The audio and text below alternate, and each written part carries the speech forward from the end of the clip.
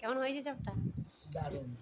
Hello বন্ধুরা, এই দারুণ। দেখো এরকম মুচমুচে চপ খেতে হলে দাঁত আছে, রেসিপিটা দেখতে হবে। কেমন করে খাচ্ছে দেখো, খুব মুচমুচ করছে না? সুন্দর মুচমুচে ভিতরটা হয়েছে দেখান একবার। বলছে। পুরে ভরা।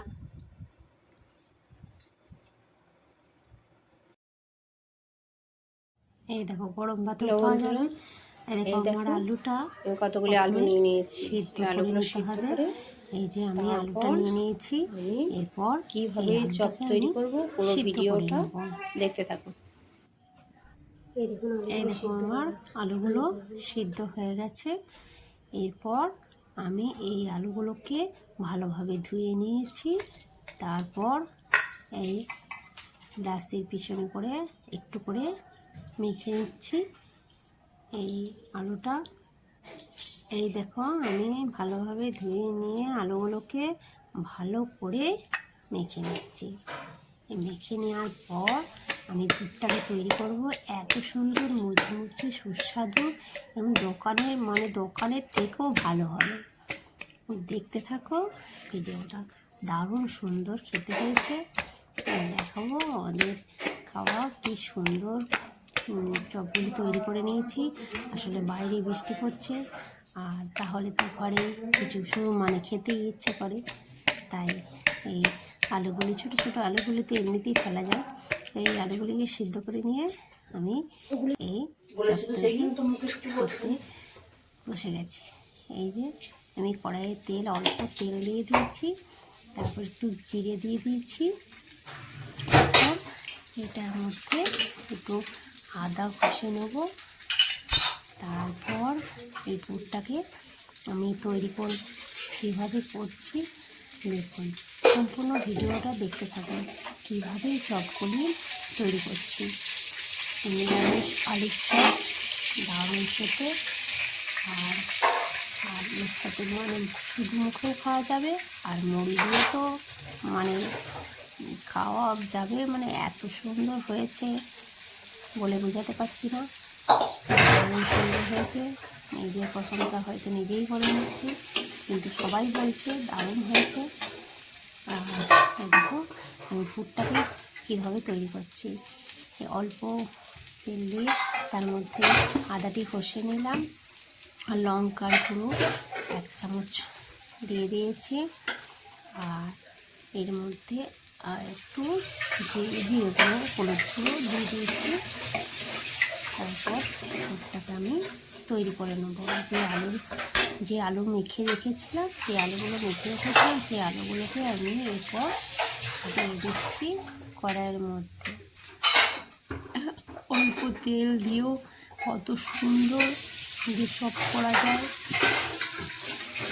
দেখলে হয়তো বুঝবে না।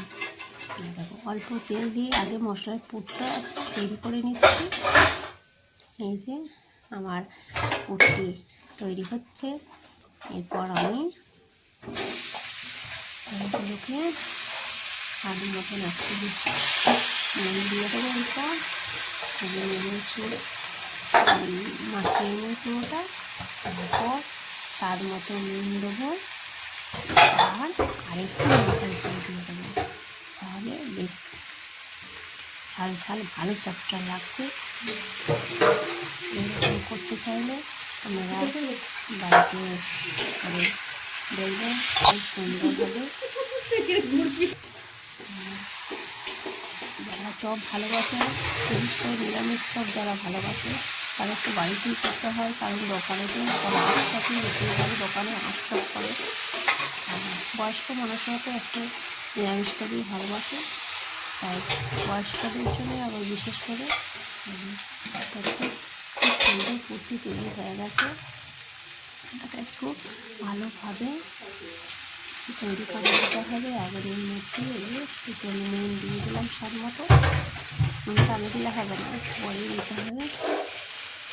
আর এর সাথে দেবো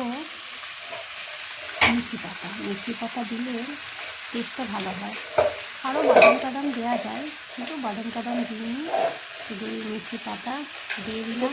কাঁচা মেথিটার আলাদা টেস্ট। এটা অনেকেই ভাজার সময় দেয়, কিন্তু ভাজার সময় দিলে টেস্ট হয় দুটো দু রকমের স্বাদ, এটা এক রকমের স্বাদ, ওইটা এক রকমের স্বাদ। আর এই কাঁচড়াটা দিয়ে বেলতে খুবই ভালো লাগবে। কিন্তু আমি এটাকে একটু নাড়াচাড়া করে এটা এই গাছটা করে দেবো। ভালো করে না নাড়লে তা তৈরি হবে না পুরটা। আর অল্প মশলা দিয়ে পুরটা তৈরি হয়ে গেল। এত সুন্দর পুরটা তৈরি হয়েছে, এই পুরটাকেই সবাই খেয়ে নিতে চাইছে। তারপর তো চপ এই অল্প তেল দিয়েছি, এই অল্প তেলে আমি এই চপগুলোকে ভেজে নেব। আমি আমার বেসনটি অল্প বেসনও দিয়েছি, বেশি বেসন দিইনি। এর সাথে একটু নুন দিয়ে দিলাম।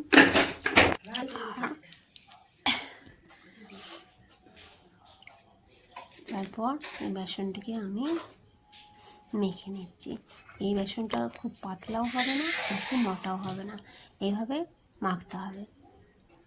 জল দিয়ে দিয়ে মেখে নিচ্ছি।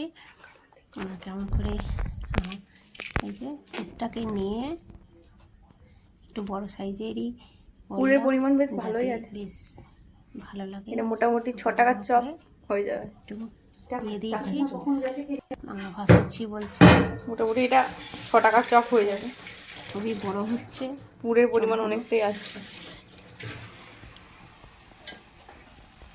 এই যে চপ আমার ভাজা শুরু হয়ে গেছে। আর বড় বড় সাইজ, মানে দুটো চপই পেট ভরে যাবে। এই হচ্ছে আমাদের সুন্দর চপগুলো খেতে চপ হয়েছে, ব্যবসায়ী। না খেলে কেউ বুঝতেই পারবে না। যারা খেয়েছে এখন তারা চপের ব্যবসাতেই লাভ বেশি। যারা যারা খাবে তারা চলে এসো, চপ খেয়ে যাও। চপ করে দিচ্ছি। দিদি বলেছে এখন যে চপ ভাজো, এই অল্প কিছু বেশি না পারলেই চপ ভাজা ভাজো। আমার সেই ট্যালেন্টটা যদি তোমার থাকে তাহলে এরকম করে চপ ভাজবে। আর বাইরে বৃষ্টি মানে তো ঘরে সুস্বাদু খাবার খেতে ইচ্ছে করে। এই যে চপগুলো আমার একটু একটু লাল লাল করে ভাজতে হয়েছে, কারণ অনেকে আবার লাল লাল পছন্দ করে, আর কেউ যে একটু হালকা ভাজা পছন্দ করে, তাই জন্য আমাকে দু রকমের করে করতে হয়েছে। চপের সাইজগুলো দেখতে পুরো দোকানের থেকেও মনে হচ্ছে বড় হয়ে গেছে। আর নিশ্চয়ই আপনাদেরও নিশ্চয়ই ভালো লাগবে এই রেসিপিটা। বাড়িতে তৈরি করবেন, নিশ্চয়ই ভালো হবে, আপনাদেরও ভালো হবে, আমার ভালো হয়েছে, আপনাদেরও হবে। আর সবগুলো কীভাবে মুড়ি দিয়ে খাওয়া হচ্ছে একবার দেখতে হবে। এই যে কতগুলি সব আমার হয়ে গেছে। আর এই যে মুড়ি নেওয়া হচ্ছে, মুড়ির মধ্যে একটি কালো মুড়ি, মানে এটা খড়ে যাওয়া মুড়ি বলে, সেই মুড়ি একটা ছিল, ওটাকে ফেলে দিলাম। আর এই কত মুড়ি নেওয়া হয়ে গেছে। এই মুড়ি, তার সাথে লঙ্কা, কুচনো, শসা, চানাচুর, তারপর পেঁয়াজ আছে, এগুলো সব কাটা হয়ে চানাচুর, তারপরে আবার ডাল ভাজা, কত জিনিস দিয়ে সব জিনিস দিয়ে তৈরি হচ্ছে সন্ধেবেলার মুড়ি খাওয়ার জিনিস।